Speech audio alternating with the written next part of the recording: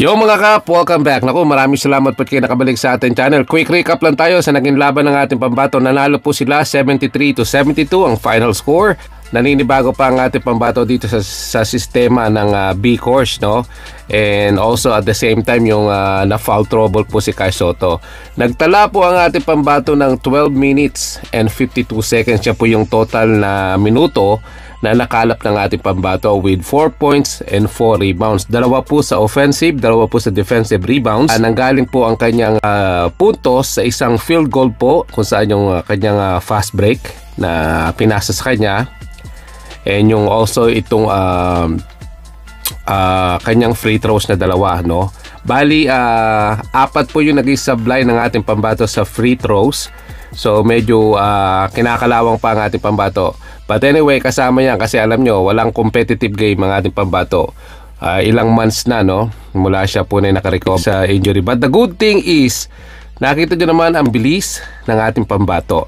Meron siyang isang steal, meron siyang 2 turnover, at ang maganda rito, 3 po ang shot blocks ng ating pambato. Hindi po natin nakita yung mga highlights na yan. Gawa po ng wala pong live video na mapanooran dito sa laban ng B course. Yan po yung mga video clips na nakuha natin, ang mga latest post nila sa kanilang Twitter o dito sa X, no? Kung saan po natin nakuha yung mga clips na yan, at agad ko pong ibinato sa inyo at pinagsama-sama kahit papano para mapanood nyo naman ang ating pambato na naglalaro na siya ng basketball at dyan po sa kapunan ng Yokohama B course. Ang efficiency ni Kai Sotto, I think is either +3 or +6.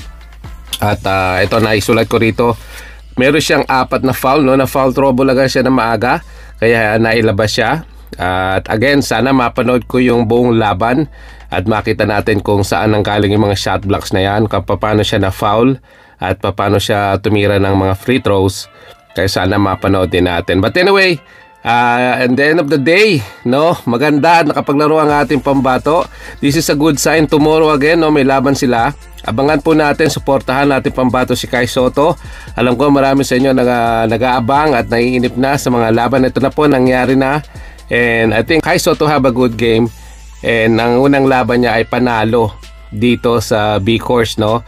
And hopefully masundan pa yan ng isa bukas. At parang napansin ko rin, parang may mga replay or may mga plays na pinost sila sa kanilang X, no? Dito sa X ay yung mga gwardiya nila medyo parang hindi rin mahilig magpasa ng bola. And also yung kung mapapasin nyo kasi hindi nakakahawak yata si Kai Sotto, no? Wala siyang assist, 0 assist ang ating pambato. So parang dumadaan lang yung bola sa kanya. 8 ang turnover. Nalimutan ko yung pangalan nila nung kanilang star, yung star player.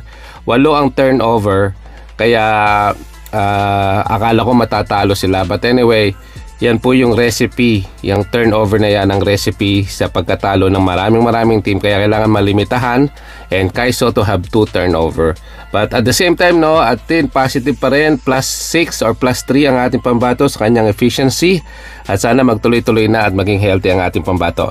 Thank you so much mga kap. Abangan natin yung mga susunod na replay, or baka sana mapanood natin yung buong laban as a replay. At gusto ko rin mapanood ulit ang ating pambato. So thank you so much. Have a wonderful day. We'll see you again on the next video. Bye-bye!